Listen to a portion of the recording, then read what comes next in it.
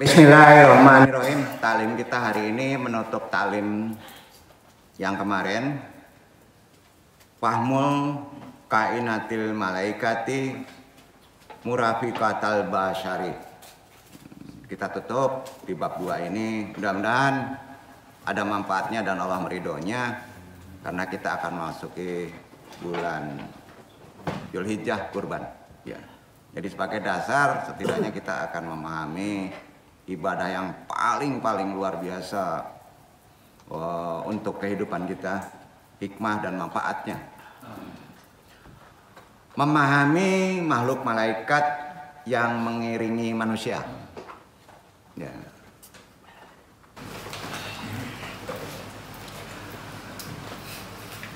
Assalamualaikum warahmatullahi wabarakatuh.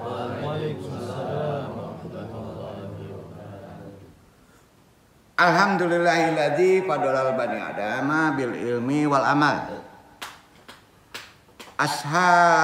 Wassalatu wassalamu ala nabiyina Muhammadin wa ala alihi wa sahbihi wattabi'ina lahum bi ihsani ilal akhiril ayam.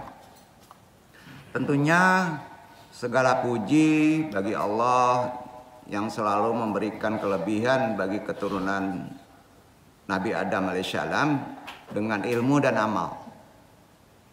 Tidak lupa selawat, salam semoga tercurahkan pada Rasulullah, teladan kita Muhammad SAW beserta keluarga, sahabat dan orang-orang yang mengikuti kebaikan beliau hingga akhir masa.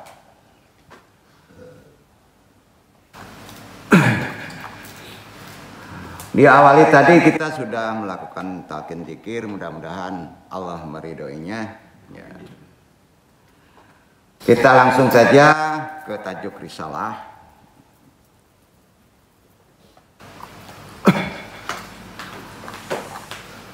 Rabbi syari sadri wa yassir amri maqul dalam lisani yafqahu qouli. Mudah-mudahan pentalim dan ditaklimi ini bisa memahaminya.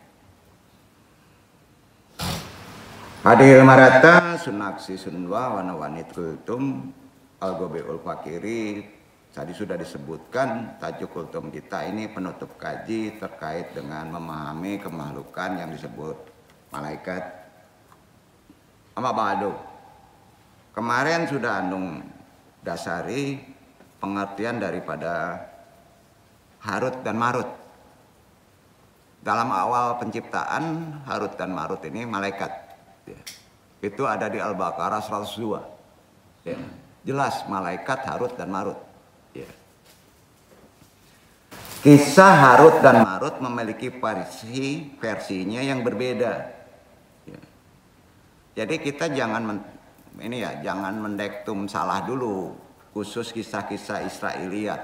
Kadang-kala Israiliyat itu ada juga betulnya.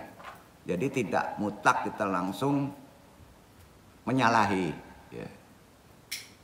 Kisah paling ngetop dalam kisah Israiliyat ini perlu kita luruskan kembali, tentunya dengan Quran. Versinya karena Yahudi nih, ya.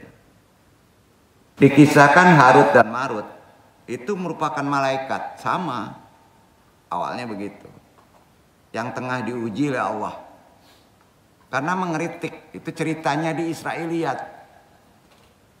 Pada saat malaikat ada yang protes, khususnya tidak setuju sebetulnya dengan penugasan seorang soleh sebagai khalifah di muka bumi, tentunya kepada Bani Adam nih.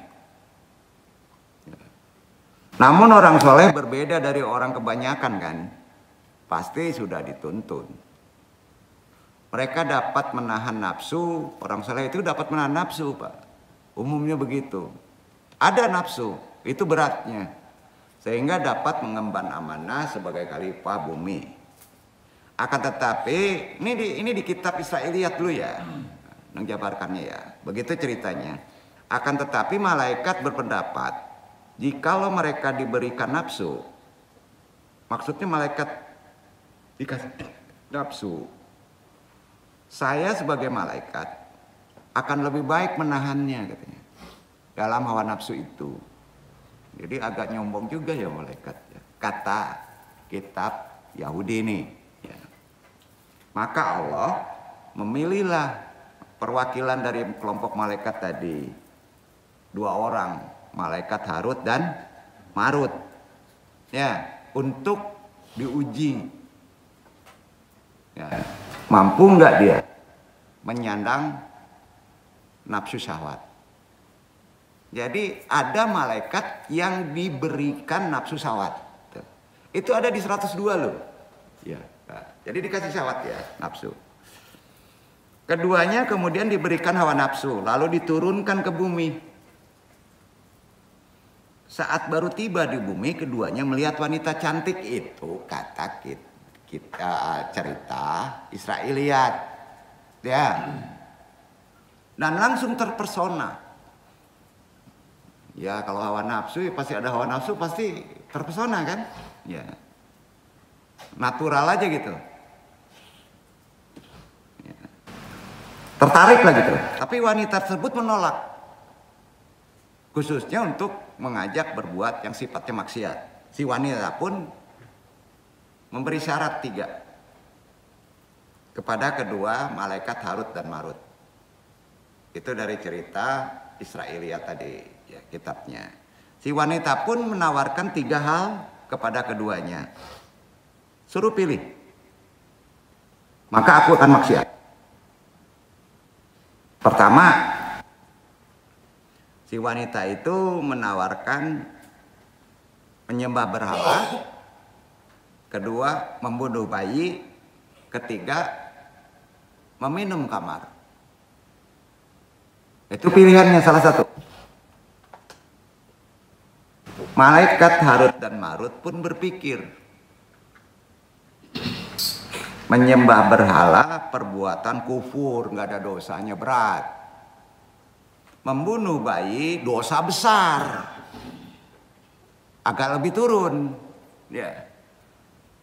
Sedangkan meminum kamar dosa kecil. Gitu istilahnya. Jadi pikiran Harut Marut ini akhirnya memilih untuk minum kamar. Mabok. Namun setelah meminumnya, sakau lah dia tuh. Nah, istilahnya teler ya, bahasa gini. Dua malaikat itu sakau dia. Setelah kehilangan akal, sakau kan kehilangan akal tuh, ya. Akibat mabuk tadi, minum khamar tadi. Keduanya kemudian membunuh bayi. Dan menyembah berhala karena mabuk. Alah, dek ngambi nan kete tak bawa tigo. Paham? Nah, itu bahayanya dosa kecil kalau disepelekan. Hikmahnya ada. Dosa kecil itu bisa menyeret ke dosa besar. Jangan sepelekan mabuk itu. Jadi kena 3 jadi murka Allah. Ya. Harut dan Marut gagal.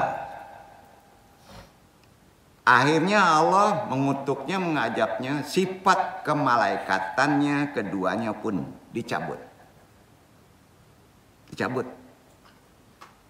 Maka pas dicabut diberilah nama Harut dan Marut. Setelah dicabut namanya Harut dan Marut. Makna Harut dan Marut kemarin. Baca aja itu, maknanya jelek. Pembangkang lah, tukang maksiat lah, itu maknanya. Itu banyak penafsir muslim begitu, Harut Marut itu. Allah yang murka kepada kedua malaikat tadi mencabut titel kemalaikatannya. Masih nempel hawa nafsunya. Itu kisah dari Israiliyat. Wallahu alam kebenarannya. Ya. Tapi ada betulnya juga.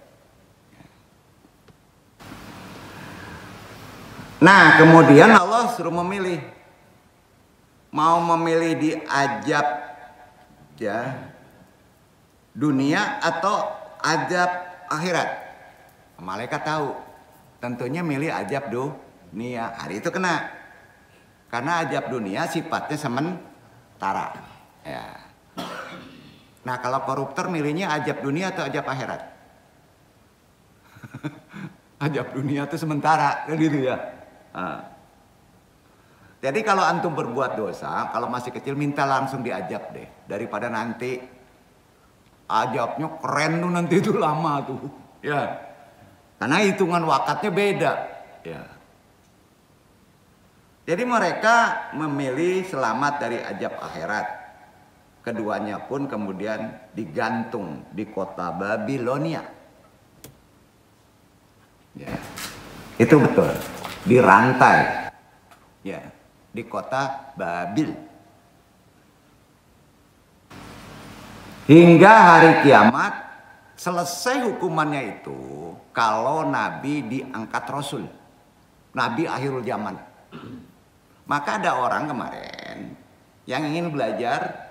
Harut Marut ini jago karena nafsu itu, jago ilmu sihir. Belajar dari setan. Ya, gitu. Karena dia belajar juga. Maka datanglah orang Harut dari negeri Baghdad kalau tidak salah. Dia memang Babil di Baghdad juga, ya. Datang dia minta diajarin ilmu sihir. Ya. Orang itu. Baru datang karena dia muslim. Orang muslim belajar ilmu sihir. Zaman itu udah ada, ya. Pas ketemu Harut Marut ya kaget karena masih dihukum. Kemudian si murid yang mau belajar tadi kepada Harut Marut itu syahadatain. Ya, kaget dia. Antum muslim, ya, berarti sudah ada Rasul, sudah diangkat, sudah, alhamdulillah, kata dia, Harut Marut. Ya, sejak kejadian itu sampai sekarang, wallahu alam, apakah di Babilonia ini sudah sudah ditarik kembali Harut Marut ini atau tidak, wallahu alam.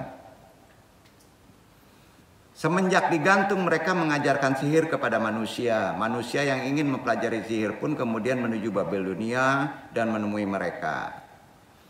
Jadi di sini andung pakai kisah ini di kisah Muslim.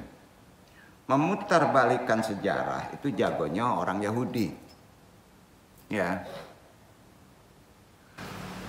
Ternyata bukan Harut Marut yang melakukan dosa. Dialah pria soleh yang dijebak minum khamar oleh iblis. Ada orang soleh. Yahudi telah memutarbalikkan fakta dan secara sampai titik ini ada yang menafsirkan begitu. Andung sebut wallahu alam. Karena penafsir banyak. Ya. Karenanya seorang Syekh Atiyah Syakar, ulama awalin, membantah pendapat Israiliyat tadi dengan menyebutkan bahwa di beberapa buku tafsir disebutkan kedua malaikat itu telah diturunkan ke bumi sebagai fitnah sehingga Allah mengajak mereka berdua menggantung kedua kakinya. Betul. Karena diuji. Ya. Nah, jadi fitnah tuh, fitnah dunia. Para mufasir, ahli tafsir pada masa itu ada hujah dalil karena kisah tersebut berasal dari warisan masyarakat Babilonia. Penjelasan orang-orang Yahudi dari kitab-kitab perjanjian lama ke perjanjian baru, itu kitab Nasrani, itu tidak sesuai dengan salah satu ayat yang ada di Al-Quran. Ya. Para malaikat tidaklah maksiat kepada Allah. Itu penjelasan di Al-Quran. Terhadap apa yang diperintahkan kepadanya. Dan mereka pun melakukan apa yang diperintahkannya. Karena Allah berfirman. Ya. Dan malaikat-malaikatnya yang di sisinya. Mereka tiada mempunyai rasa angkuh untuk menyembahnya dan tiada pula merasa sedih. Sandarkan Al-Anbiya 19:20. Itu debatan dari kitab-kitab Israiliyat tadi. Ya, ini perlu untuk ulama supaya kita bisa meluruskan apa akidah kita sebagai muslim. Tetap kita kiblat kita kepada Al-Quran. Al-Anbiya 19:20.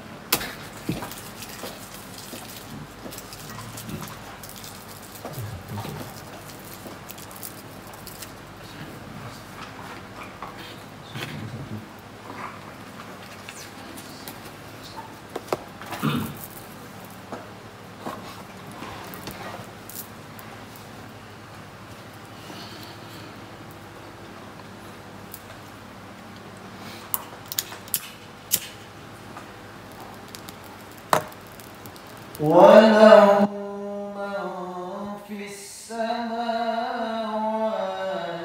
والأرض ومن عنده لا يستكبرون عن عبادته ولا يستحسرون يسبحون الليل والنهار لا يفترون.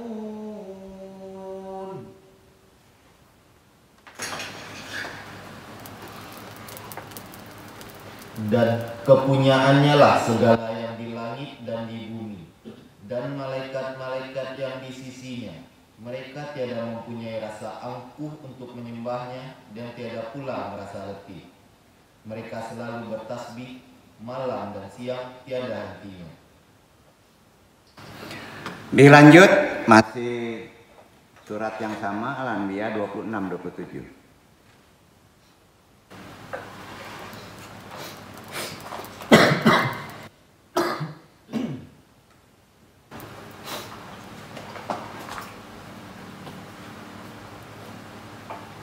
وقالوا اتخذ الرحمن ولدا سبحانه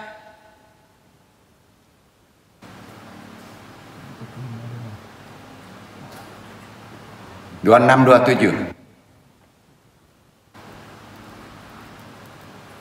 وقالوا اتخذ الرحمن ولدا سبحانه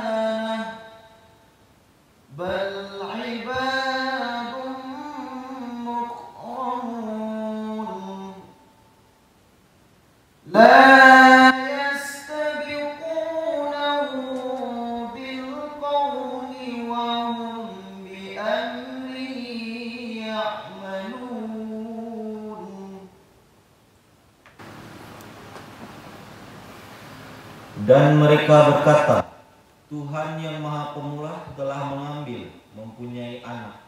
Maha suci Allah, sebenarnya malaikat-malaikat itu adalah hamba-hamba yang dimuliakan. Mereka itu tidak mendahuluinya dengan perkataan dan mereka mengerjakan perintah-perintahnya. Jadi sifat malaikat itu nggak bisa berdebat. Ya, hati-hati. Ya, dari penciptaan Adam itu bukan berdebat itu. Ya. Waktu penciptaan Adam, kenapa orang yang akan menumpahkan darah? Ya. Itu dijadikan khalifah. Itu bukan debat itu. Itu logika ya. Karena ada akal murni. Malaikat itu ada akal murni. Akalnya akal murni, tidak sama dengan akal kita. Taklidnya perintah Allah itu taklid. Diriwayatkan dari Ali bin Abi Thalib nih sahabat ya. Beliau mengatakan bahwa kedua malaikat itu mengajarkan kepada manusia tentang peringatan terhadap bahaya sihir. Jadi dia juga ngerti sihir. Ya. Dia tidak akan memperingati kalau tidak paham ilmu sihir. Ya. Itu kata Ali bin Abi Thalib sahih itu. Pokoknya umat pada masa itu dilarang. Nah, bukan mengajarkan, mengajak melakukan amalan sihir. Karena itu Mufasir Az-Zazzai Awalin mengatakan bahwa perkataan itu adalah juga pendapat kebanyakan ahli bahasa. Bahwa dia tidak mengajarkan sihir tapi memperingatkan hati-hati ada sihir. Begini, amalannya begini. Jangan dipraktekkan, tidak mengajarkan sihir. Ya. Salah satu perkataan Mufasir menukil dari kitabnya.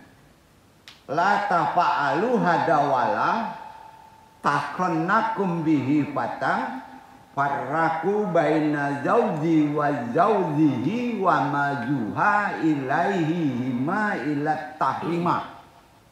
Artinya, janganlah kalian melakukan sihir dan janganlah kalian diperdaya dengan ilmu sihir sehingga kalian memisahkan seorang suami dari istrinya dan apa yang diturunkan kepada mereka berdua adalah berupa larangan. Duduk. Itu kitabnya ada. Al-Hafidz bin Katsir berkata, jadi kisah Harut dan Marut ini diriwayatkan dari beberapa tabi'in. Mujahid diantaranya, Mujahidin Sudi, Hasan Al-Basri, Qatadah, Abdul Aliyah, Juhri Rabi bin Anas, Muqatil bin Hayyan, dan banyak lagi. Banyak penulis tafsir dari kalangan terdahulu, juga yang sekarang. Jadi kesimpulan detailnya gini, dari kisah Harut dan Marut ini kembali kepada kisah Israiliyatnya dulu. Karena riwayatnya tidak ada sama sekali dalam hadis marfu yang bersambung sanadnya dari Nabi Muhammad tadi. Karena itu Al-Hafidz bin Hazm berkata, di antara bukti-bukti yang menunjukkan kebatilan kisah Harut dan Marut pada Israiliyat ada di firman Allah Al-Hijr ayat 8. Baca Iwan.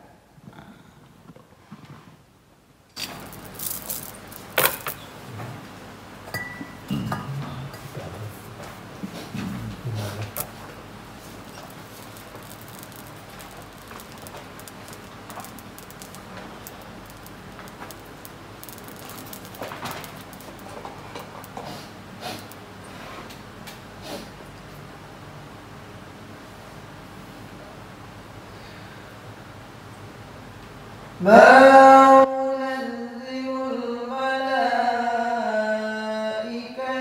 إلا بالحق وما كانوا إذا منظرين.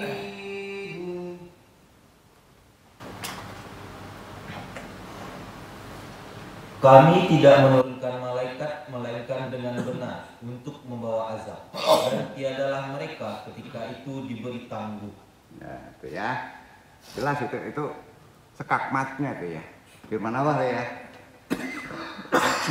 Jadi kalau kita ada yang menanyakan, setidaknya kita bisa menjawab masalah Harut dan Marut. Kita percaya kemana? Tentunya percaya ke firman kan, daripada cerita orang Babil atau Yahudi. Nah, dalam tafsir Sayyid Qutb, dong bahas lagi ya, supaya lebih kuat pemahaman kita. Ini menjelaskan bahwa orang-orang Yahudi pada masa kerajaan Nabi Sulaiman alaihissalam itu sudah meninggalkan kitab Allah yang membenarkan kitab yang ada pada mereka. Jadi diacak-acak tuh kitabnya. Karena memang pintar orang Yahudi itu. Jadi yang benar kitab tafsiran saya lah gitu. Makanya hadisnya sanadnya nggak jelas gitu ya. Lantas mengikuti apa yang diceritakan oleh setan-setan pada masa kerajaan Nabi Sulaiman dan mengikuti sesuatu untuk menyesatkan manusia seperti tuduhan bohong mengenai Nabi Sulaiman. Itu ulah-ulah dari orang-orang Yahudi tadi ya. Dan mengikutinya menyesatkan manusia terus bohong. Maka Allah membantah perkara tersebut. Allah memberitahukan kepada Nabi Muhammad SAW bahwa malaikat Jibril dan Mikail tidak pernah turun dengan membawa ilmu sihir, sampai Mikail dan Jibril pun difitnah.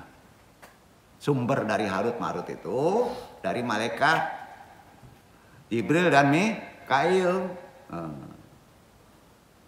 Akhirnya Allah membebaskan Nabi Sulaiman dari tuduhan sihir tersebut kan. Karena ditipunya gimana? Ada yang tahu kan? Ditipunya itu mah orang Yahudi ya. Ditaruh di singgasana kitab sihir itu ya, di singgasana Nabi Sulaiman. Pas Nabi Sulaiman wafat, dibongkar sama mereka orang-orang Israel itu. Ini buktinya. Maka sebagian besar umat-umat Nabi Sulaiman tidak percaya lagi ya. Akhirnya diluruskan lagi sama Allah ya. Sihir itu adalah perbuatan setan, dan setanlah yang mengajarkan sihir. Ingat, setan itu ada dua ya. Setan itu sifat, apakah manusia?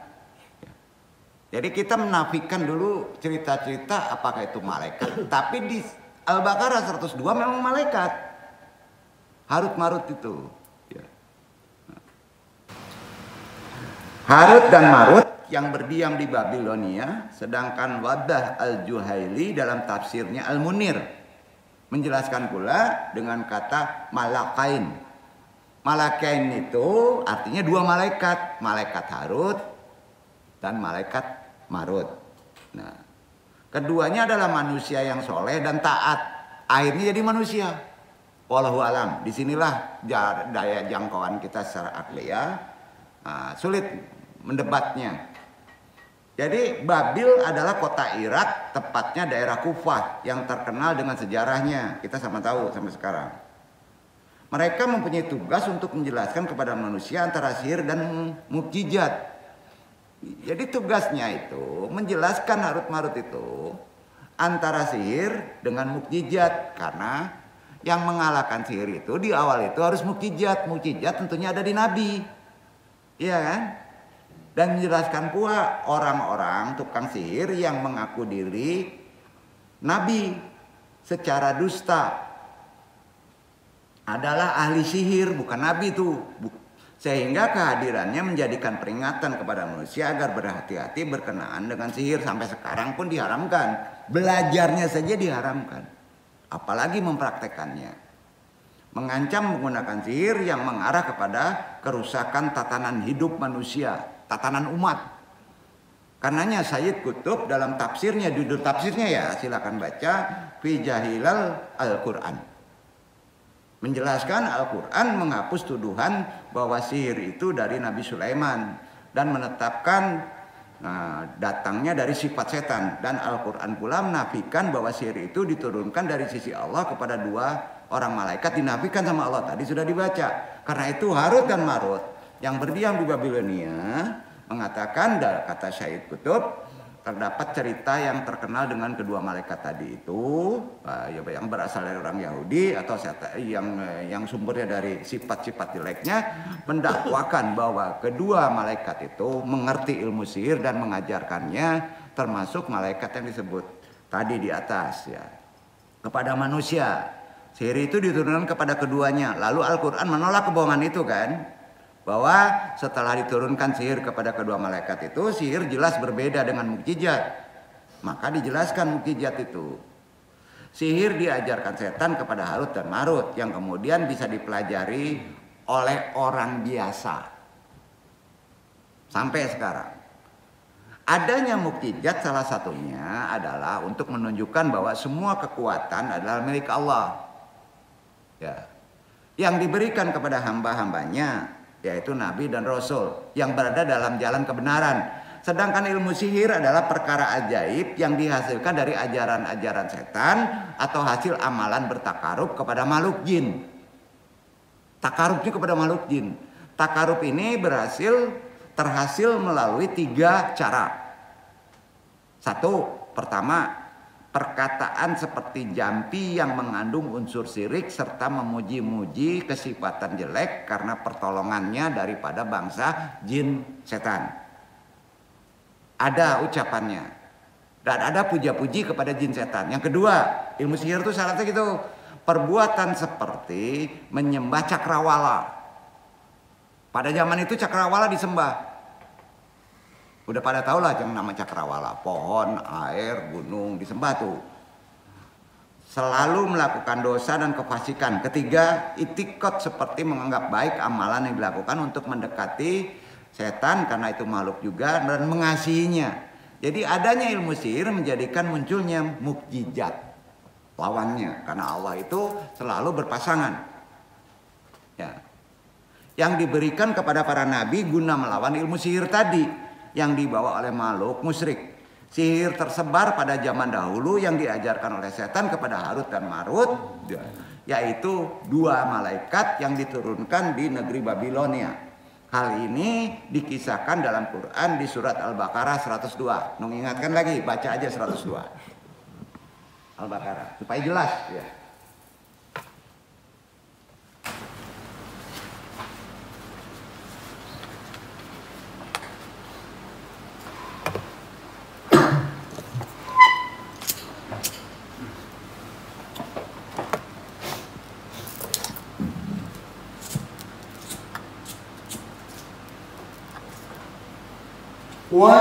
واتبعوا ما تتلو الشياطين على ملك سليمان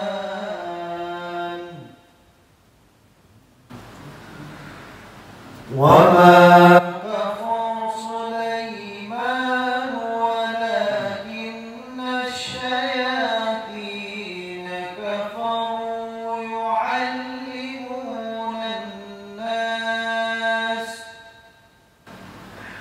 يعلمون الناس السحر وما أنزل على الملكين ببابل هاروت وماروت وما يعلمان من أحد حتى يقولا إنما نحن فتنة فلا تكفر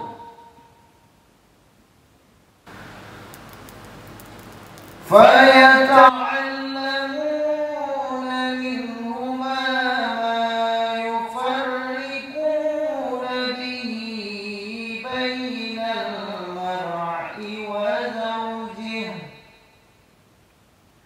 وما هم بضارين به من أحد إلا بإذن الله ويتعلمون ما يضرهم ولا ينفعهم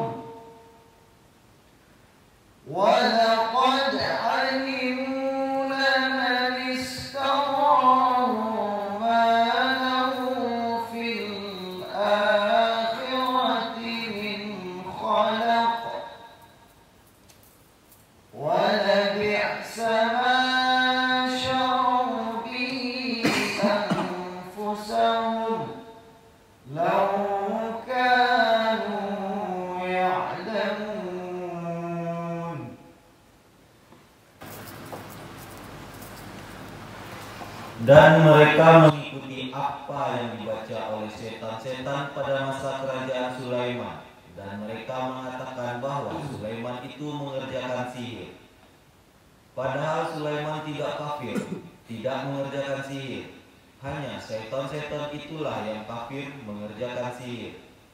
Mereka mengerjakan sihir kepada manusia. Dan apa yang diturunkan kepada dua orang malaikat di negeri Babil, yaitu Harut dan Marut. Sedang keduanya tidak mengajarkan sesuatu kepada seorang pun sebelum mengatakan, sesungguhnya kami hanya cobaan bagimu, sebab itu janganlah kamu kafir. Maka mereka mempelajari dari kedua malaikat itu apa yang dengan sihir itu mereka dapat menceraikan antara seorang suami dengan istrinya. Dan mereka itu ahli sihir, tidak memberi mudarat dengan sihirnya kepada seorang pun kecuali dengan izin Allah. Dan mereka mempelajari sesuatu yang memberi mudarat kepadanya dan tidak memberi manfaat. Demi sesungguhnya mereka telah meyakini bahwa barang siapa yang menukarkan kitab Allah dengan sihir itu, tiadalah baginya keuntungan di akhirat. Dan amat jahatlah perbuatan mereka menjual dirinya dengan sihir, kalau mereka mengetahui. Jadi dari tafsir tadi, anu jabarkan sejarah dulu sedikit masalah terkait dengan ilmu sihir ini, ya, tentang cobaan Nabi Sulaiman, nah, yang dituduh memakai sihir. Nabi Sulaiman hendak memasuki kamar mandi. Singkat cerita ya. Terlebih dahulu ia menyerahkan cincinnya kepada pembantunya. Pembantu pribadinya ya. Lalu datanglah setan. Setan ini bisa manusia, bisa malaikat yang diberi hawa nafsu, bisa juga orang Yahudi yang bernafsu. Bukan ya? Jadi kita jangan sebutkan setan itu tersendiri, tidak. Dari sini kita wallahu a'lam. Dengan wujud Nabi Sulaiman. Kalau bisa berubah wujud berarti di sini jenisnya jin. Karena pada masa Nabi Sulaiman, nah, jin itu ditundukkan sama Nabi Sulaiman, paham ya? Dia menyerupai Nabi Sulaiman yang keluar dari kamar mandi dan meminta cincin Nabi Sulaiman. Nabi Sulaiman masih di kamar mandi. Ceritanya digampangin aja deh, jangan dibelit-belit. Cincin itu kan dibawa pembantunya dititipkan. Maka seketika itu setan yang berwujud Nabi Sulaiman, ya, dari pembantu Nabi Sulaiman diserahkan cincin itu. Ya. Mengambil alih kekuasaan kerajaan Nabi Sulaiman akhirnya.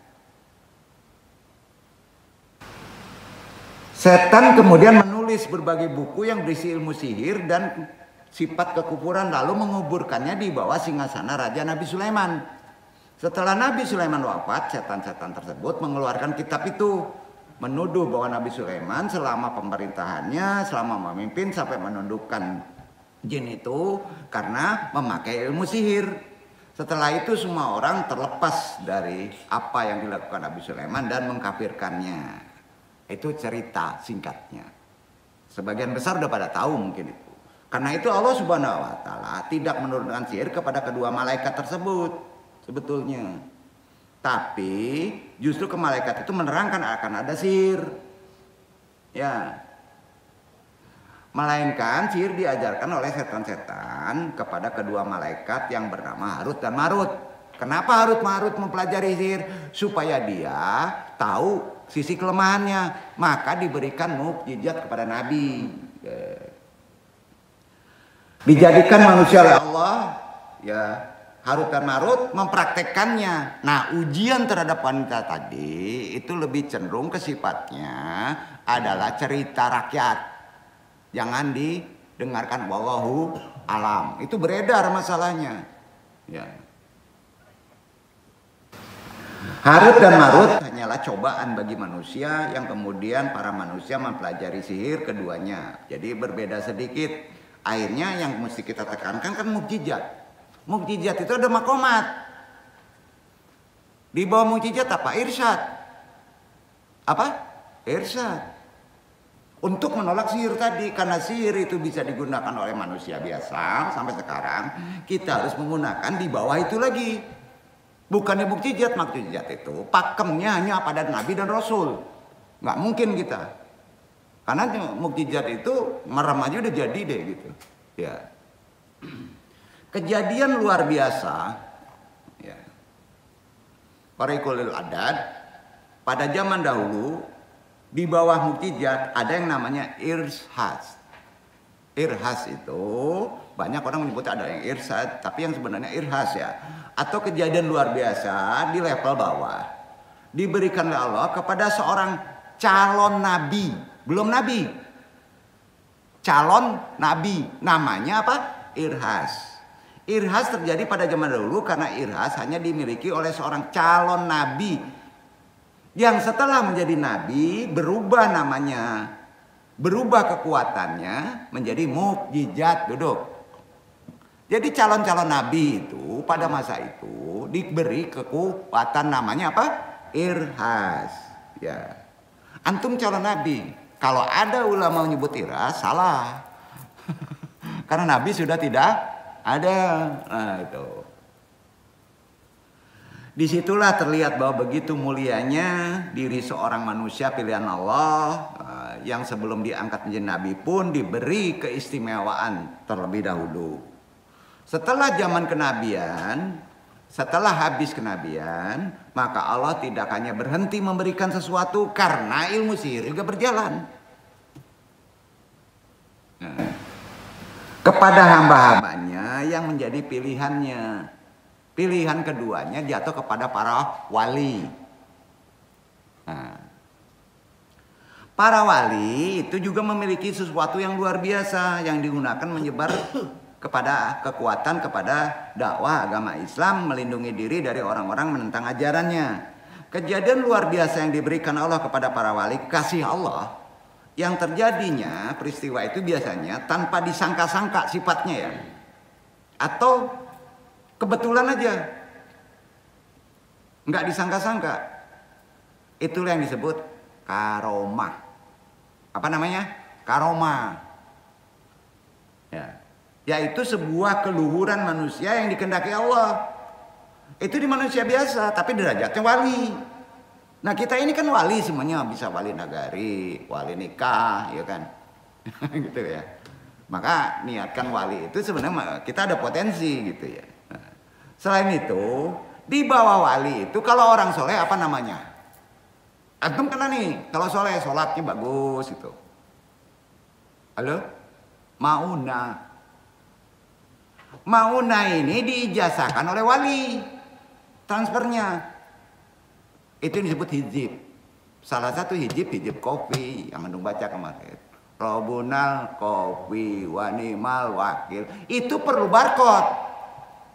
Perlu hidup. Hidupnya apa? Tadi talqin zikir. Mengirim sholawat kepada Syekh Abdul Qadir Jailani dibuka. Runutnya begitu. Maka antum dibolehkan dengan ijazah tadi memakai maunah. Paham? Silakan pakai. Tapi ingat, karena ini sifatnya tidak bisa tersandingkan kepada kejoliman. Dalam 40 hari dia harus berbuat baik. Kalau banting tuh, paham gak tuh? Anu kan takut-takutin nih, ya. Itu dia. Jadi zaman sekarang lawan dari orang-orang yang pandai nyirep, minta uang begini dengan apa? Mauna. Ya, mauna kan udah dibaca tadi itu. Kemarin, hari ini nggak saya baca karena dikalahkan oleh tawasul tadi.